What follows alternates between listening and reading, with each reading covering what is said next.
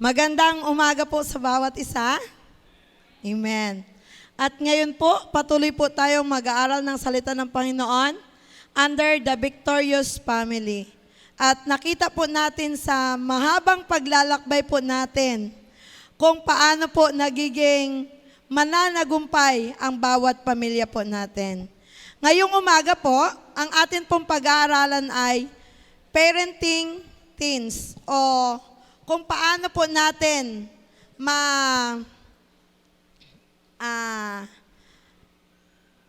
masabayan yung ating mga anak na nagdadalaga at nagbibinata. Dahil alam po natin na mahirap, maraming challenges, pero marami din pong blessing ang maging isang magulang ng mga kabataan. At alam din po natin na ang pagiging magulang ay isang journey sa bawat buhay po natin. Amen po ba? Amen po ba na ang pagiging isang magulang ay journey ng ating mga buhay? Amen. Dahil puno po tayo ng kagalakan, simula na magkaroon po tayo ng mga anak, marami pong challenges dahil may mga anak na hindi masunurin, may mga anak na sobra namang mababait, may mga anak na talagang nakaka-challenge sa mga magulang. Kaya ang pinakamahalaga po ay madesisyonan po natin ng tama, mapalaki po natin ng tama ang ating mga anak, at maiharap po natin sila sa mga unique na circumstances ng ating buhay na kasama po yung matyagang pagtitiis, pangunawa, at tamang guide sa kanila habang sila ay lumalaki. Makibukas kayo sa akin sa aklat ng Ephesians chapter 6, verse 1 hanggang 4. Alam ko po na master nyo na po itong verse na ito. Tayo pong lahat ay tumayo bilang paggalang sa salita ng ating Panginoon. Ephesians chapter 6, verse 1 hanggang 4. Mga anak, sundin ninyo ang inyong mga magulang alang-alang sa Panginoon, sapagkat ito ang nararapat. Igalang mo ang iyong ama at ina, ito ang unang utos na magkalakip ng pangako. Magiging maganda at mahaba ang iyong buhay sa lupa. Mga magulang, huwag ninyong ibuyo sa paghihimagsik laban sa inyo ang inyong mga anak. Sa halip, palakihin ninyo sila ayon sa disiplina at aral ng Panginoon. Pinagpala po ng Panginoon ang kanyang mga salita. Lord, sa umaga pong ito, kami po'y patuloy na nagpupurit, nagpapasalamat sa iyong katapatan at kadakilaan sa bawat buhay po namin. Sa oras pong ito, Lord God, patuloy po kami mag-aaral ng iyong mga salita. Lalo't higit po, Lord God, ang parenting teens, kung paano po namin maging magulang sa mga bata na nagdadalaga dahil alam po namin na mahirap po silang pakisamahan, mahirap pong unawain, pero alam po namin dahil sa iyong mayamang biyaya, patuloy po naming magagampanan ang pagiging magulang sa kanila.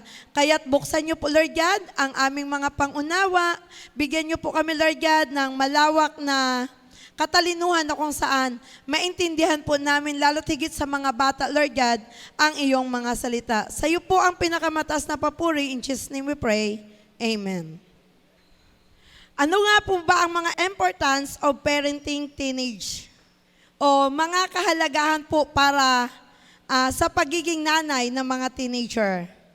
Alam po natin na maraming challenges, pero marami din pong joy ang pagiging nanay ng mga teenager. Kasi alam po natin na dumaan po tayo kung paano maging teenager. Una po, understanding the teenage mind. Unawain po natin yung isip ng mga nagbibinata at nagdadalaga. Dahil alam po natin na pag ang bata ay nagtungtong ng 13 hanggang 18 years old, ang mga bata po ay nagdidesisyon ng sarili po nilang desisyon. Hindi na po natin sila pwedeng pangunahan. Kahit nga sa simpleng damit, na bibilhin natin at ibibigay natin sa kanila ay hindi nila magugustuhan. Alam ko na mauunawaan po yan ng mga nanay na ang mga anak po nila ay teenager na po. At kahit sa pagkain o sa klase ng mga baonan, bag o mga belongings ng ating mga anak, dapat pag ang anak natin ay tumungtong ng 13 years old, kasama na po natin sila sa pamimili. Huwag po tayong mag-a-advance thinking na magugustuhan ito ng ating mga anak. O iisipin po natin na ito ay kailangan ng ating mga anak. Lagi po nating unawain yung kanilang kaisipan dahil baka hindi po nila magustuhan yung ating binibigay sa kanila. Kaya makikita po natin na ang bata na tumutungtong ng 13 years old hanggang 18 years old ay marami pong pagbabago sa kanilang physical na buhay. Nandoon na nag-iiba po yung forma ng kanilang katawan. Then, nagkakaroon po sila ng sariling behavior po nila na naa-adapt po nila doon sa kanilang mga kalaro. Nagkakaroon din po sila ng mga kaisipan na kung saan ay impluwensya ng mga kapwa nila kabataan. Nagkakaroon po sila ng mga sariling paninindigan sa kanilang mga buhay. Kaya nga yung mga bata na hindi po nasusubaybayan ng magulang at hindi po napapangaralan ng salita ng ating Panginoon, yun po yung mga bata na napapariwara. Yun po yung mga bata na nalalayo sa kamay po ng ating Panginoon at nagiging sakit po ng lipunan. Dahil yung mga bata po na ang edad po ay ganito, yung 13 to 18 years old po ay nagdidesisyon po sila na pwede na silang mabuhay ng kanila. Nagdidesisyon po sila na pwede na po silang umalis sa bahay po ng mga magulang. Pwede na po silang magdesisyon na mag-aaral sila na wala sa piling ng mga magulang. Kaya tayo bilang mga Kristiyano na mga magulang, buksan po natin yung ating pangunawa at yung ating mga kaisipan sa mga kaisipan ng mga bata na ganito po yung kanilang mga edad. Na kailangan makita po na sa pagsimula ng physical and hormonal changes ng kanilang mga buhay, makikita po natin na iba-iba na po yung kanilang iniisip. Iba-iba na po yung kanilang kinikilos. Then, makikita din po natin na yung pag-develop ng kanilang sariling kaisipan ay parang gusto lang po nila. Di ba nung tayo ay mga teenager, pag umalis tayo ng bahay at hindi tayo pinapayagan, anong ginagawa natin? Di ba? Nagagalit tayo sa magulang, nagsusungon, nasasaktan, o marami tayong ginagawa na mga hindi gusto ng ating magulang. Dahil po yun sa emotional and social development po ng ating mga anak. Na yung ating mga anak ay nag-iisip sila na kaya na po nila. Kaya ipasok po natin lagi yung biblical perspective at understanding na kung saan ay masusubaybayan po natin sila, madadamayan po natin sila bilang mga bata. Dahil sabi po sa aklat ng Proverbs sa 20 to verse 6, train up a child in the way he should go, even when he is old, he will not depart from it. Kaya, yun po yung ating titingnan, na ihubog po natin yung ating mga anak sa tamang paghubog para po pag dumating yung ating mga anak sa ganitong age, ay hindi po yung sarili nilang desisyon, hindi po yung sarili nilang kaisipan, hindi po yung sarili nilang kakayanan ang kanilang susundin, bagkos mananatili po yung mga itinuro natin na mula po sa aral mula sa ating Panginoon. Kaya bilang mga magulang, isipin po natin na nung si Rebecca ay nagkaroon siya ng anak at di ba yung mga anak niya hindi niya po na-manage ng mabuti? Tingnan po natin yung mga Bible character na kung saan ay may mga bata na napapahamak o may mga pamilya na nawawasak dahil din sa kapabayaan ng mga magulang.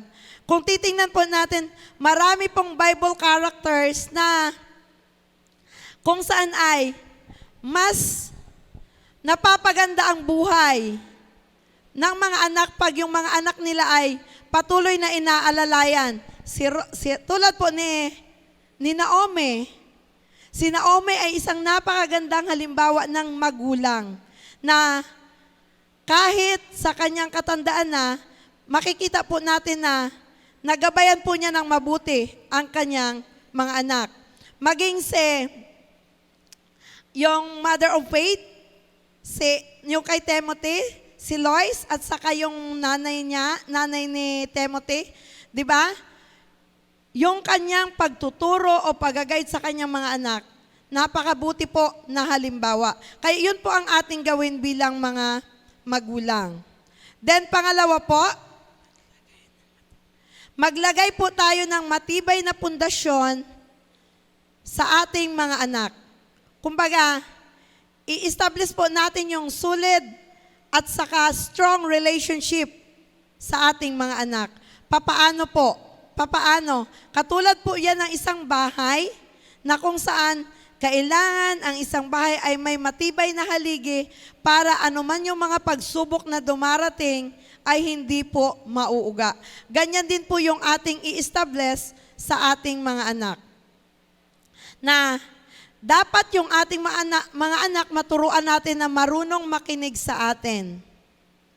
Maturuan po natin yung ating mga anak na sa tuwing tayo ay nagsasalita, sila po ay makikinig sa atin at kung may mga bagay na hindi nila gusto, open din po tayo bilang mga magulang na pakinggan yung kanilang mga sinasabi.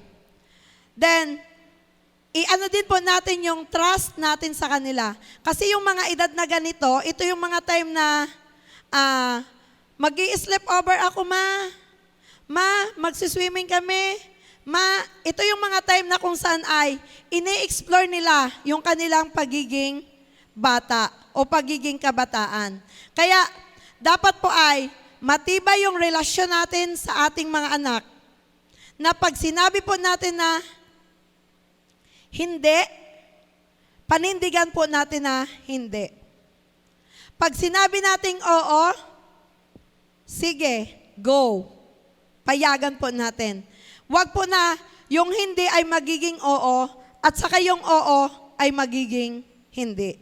Para po yung ating mga anak ay makita din po nila yung trust at saka respect po nila sa atin at yung trust din natin at respect din po natin sa kanila. Yun po yung kailangang mabuild natin sa ating mga anak. Then tayo pong mga magulang, dapat din po magkaroon tayo ng boundaries sa ating mga anak. Huwag po nating hayaan na yung ating mga anak ay binabato-bato tayo dahil kalalakihan po nila at katatandaan po nila yan. Huwag po nating hayaan na yung ating mga anak ay sumasagot-sagot sa atin. Dahil balang araw, tayo na po, yung mga anak na po natin, ang magmumura sa atin. Kailangan po, magkaroon din po tayo ng quality time sa kanila. Kung gusto ng mga anak natin mag-bike, kung yun po yung gusto nila, samahan natin na mag-bike. Kung gusto ng mga anak natin na mag-hiking, samahan po natin na mag-hiking yung ating mga anak. Hindi po na hahayaan natin yung ating mga anak sa gusto nila na ang kasama nila ay hindi po natin mga kilala. Kaya, i-prioritize po natin yung time na kasama po natin yung ating mga anak. Hindi lamang sa pagkain, hindi lamang sa loob ng bahay, kundi sa lahat ng oportunidad na mayroon po tayo bilang mga magulang sa kanila.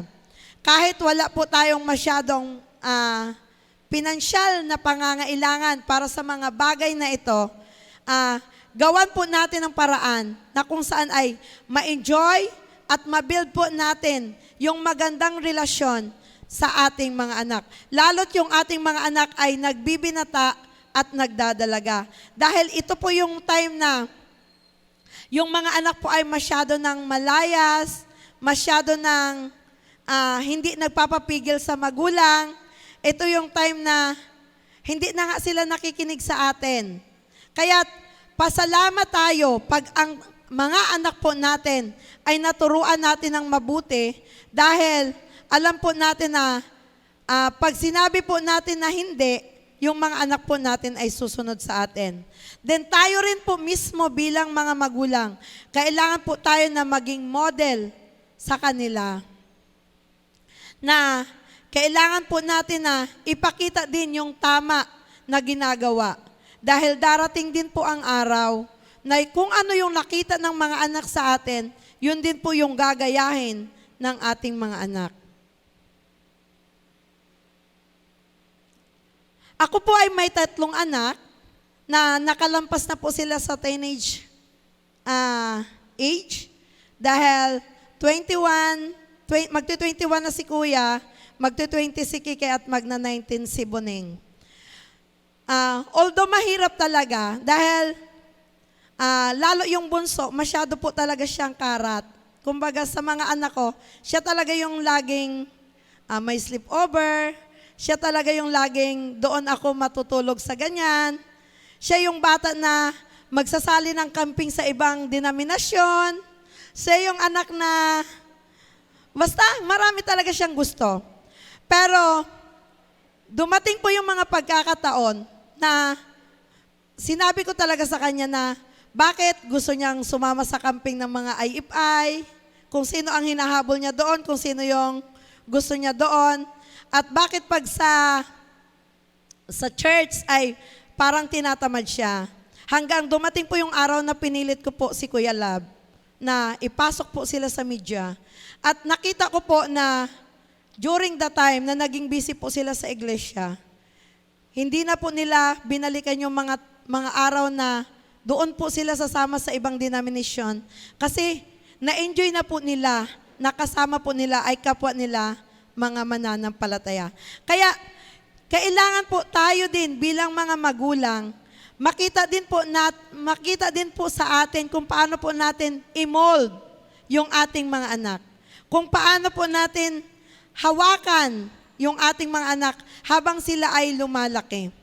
Kung paano po natin sila i-engage sa mga activities ng church na kung saan ay magkakaroon sila ng interest na i-prioritize yung mga gawain ng Panginoon at hindi yung gawain ng mundo. Kasi paghahayaan po natin yung ating mga anak, alam po natin na mapapariwara talaga sila. At darating po ang araw na hindi na po natin sila pwedeng ituwid dahil sila ay nasa tamang kaisipan na at nagdidesisyon na sila. Kaya sabi nga doon sa ating binasa sa Ephesians chapter 6 verse 4, Father, do not provoke your children to anger, but bring them up the discipline and instruction of the Lord. Yun po yung gawin po natin na wag po nating hayaan o tayo yung magbigay sa ating mga anak sa ikapapahamak nila, kundi tayo po yung maging dahilan na mapaayos yung ating mga anak. Dahil alam po natin na mahirap na hayaan lang po natin yung mga bata na ganito po yung kaisipan na magdesisyon sila ng para sa kanila dahil makikita po natin na pwedeng mawala na sila ng respeto sa atin, wala na silang tiwala sa atin, at tayo din pwedeng mawala ng respeto sa ating mga anak at mawala na din po tayo ng tiwala sa kanila kung hahayaan lamang po natin sila. Kaya hayaan po natin na ang ating mga anak ay maitama po natin sa tamang pundasyon. Then, pangatlo po, pagyamanin po natin ang pananampalataya at maglagay po tayo ng spiritual na nurturing spirit and growth and faith. kailangan po natin na pagyamanin po natin yung pananampalataya sa ating mga anak. Ipanalangin po natin sila habang sila ay lumalaki. Ipanalangin po natin yung mga gusto natin para sa ating mga anak. Kung ano yung desire natin sa ating mga anak, kung ano yung gusto nating matapos ng ating mga anak, o kung ano yung gusto natin na maging buhay ng ating mga anak, huwag po tayong mag-atubili na ipanalangin po sila. At isama po natin yung ating mga anak sa pananalangin. Then, ituro po natin sa ating mga anak ang kahalagahan ng pananalangin. Kung bakit tayo nananalangin, sabihin po natin sa ating mga anak kung ano po yung mga kahalagahan ng panalangin.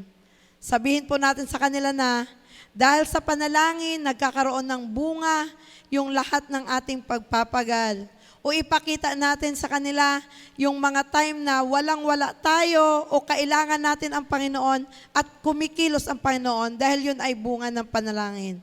Then hikayatin po natin sila na magkaroon sila ng personal prayer life.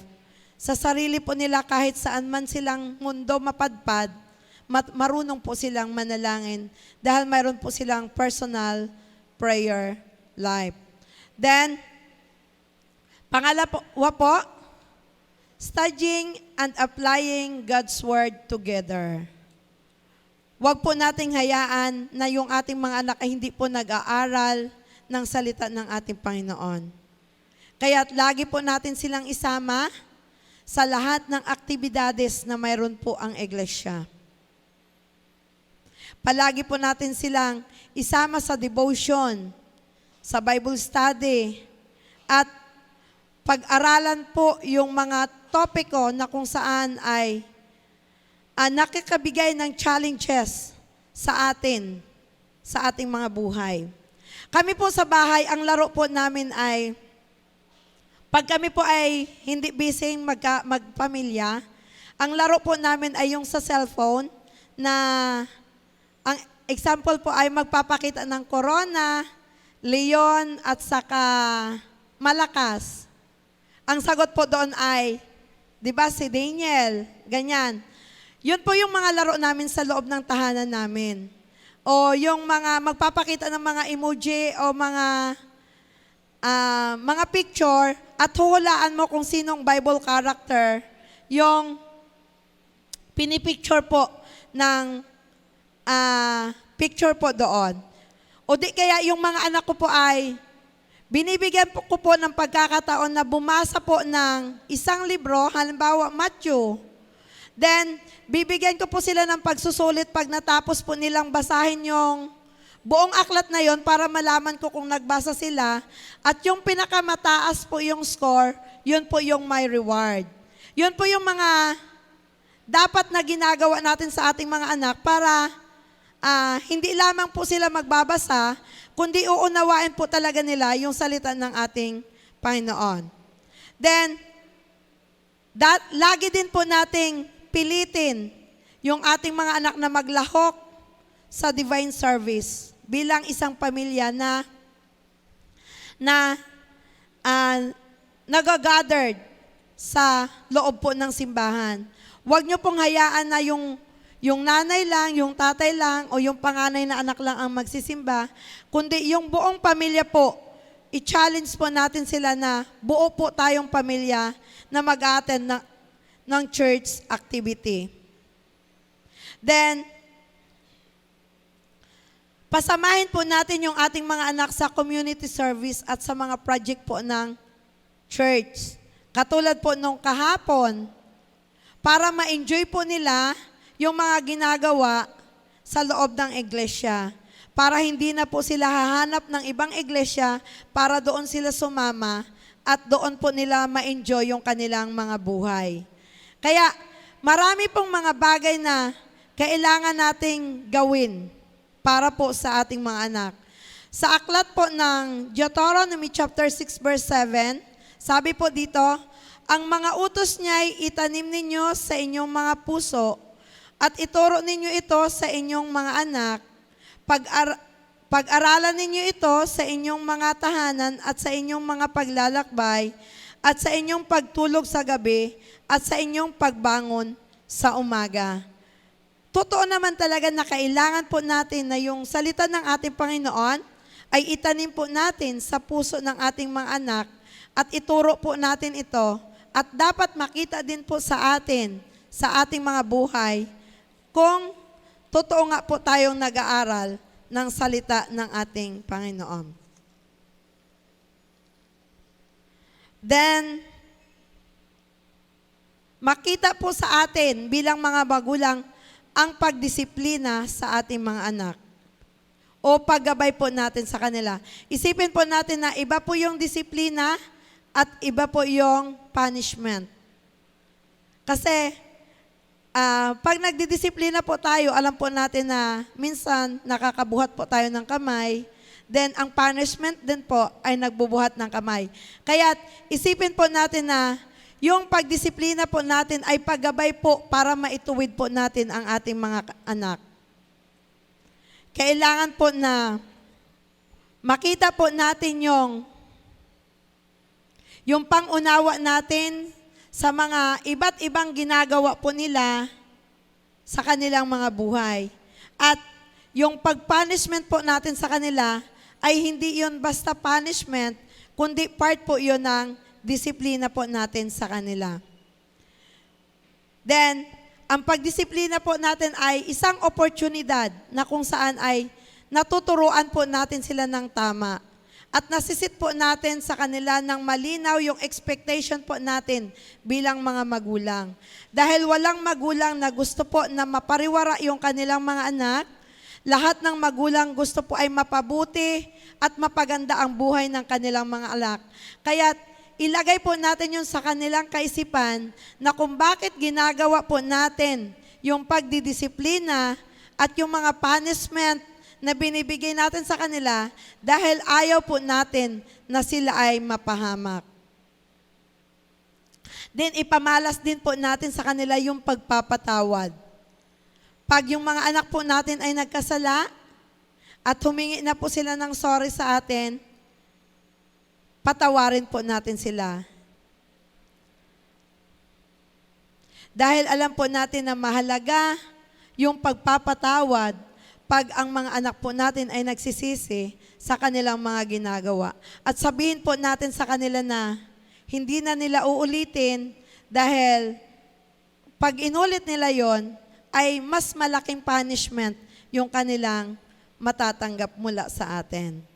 Then, iayos po natin yung relasyon natin matapos na nagkasundo po tayo doon sa napag-usapan po natin na pagpapatawad sa kanila.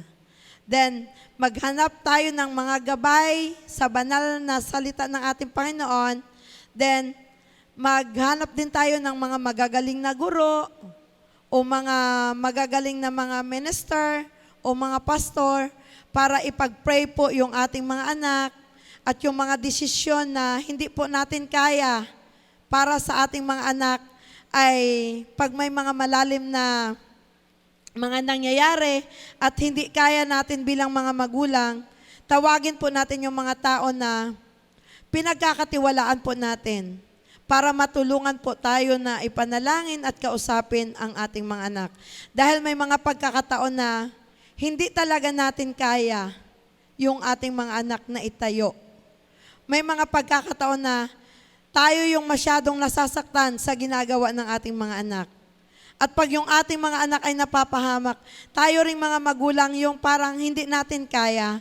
Kaya humanap po tayo ng mga tao na mapagkakatiwalaan at humingi po tayo sa kanila ng tulong para maibalik yung tamang relasyon ng ating mga anak sa atin.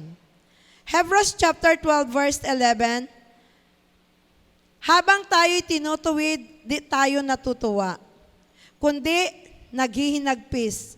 Ngunit pagkatapos nyon, mararanasan natin ang kapayapaang bunga ng pagsasanay sa matuwid na pamumuhay.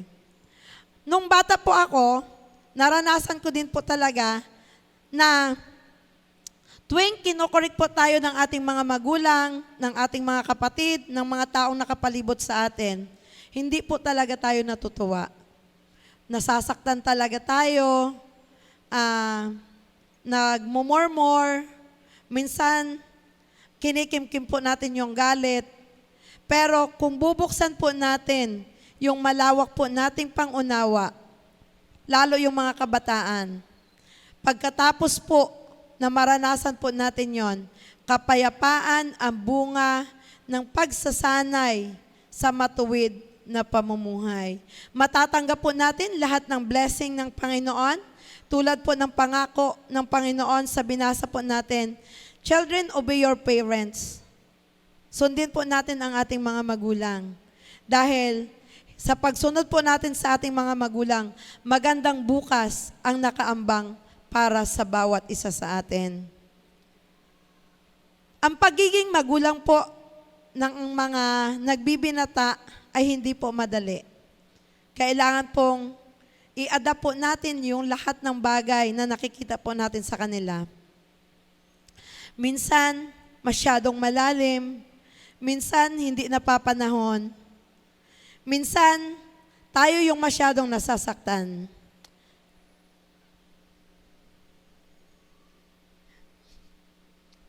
Proverbs chapter 3 verse 5 to 6 remind us, trust in the Lord with all your heart and do not lean your own understanding.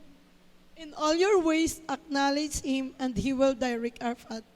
Although ako solo na nagpapalaki ng anak, mahirap, minsan mas matapang pa sila, minsan hindi mo sila maunawaan, pero lagi pong nagsasabi ang salita ng Panginoon, sa Diyos tayo magtiwala at hindi po niya tayo hahayaan, kundi igagayad po tayo ng Panginoon sa tamang landas at yung ating mga anak ay makikita po natin na mabuti po yung patutunguhan po nila. Magandang umaga po at God bless all.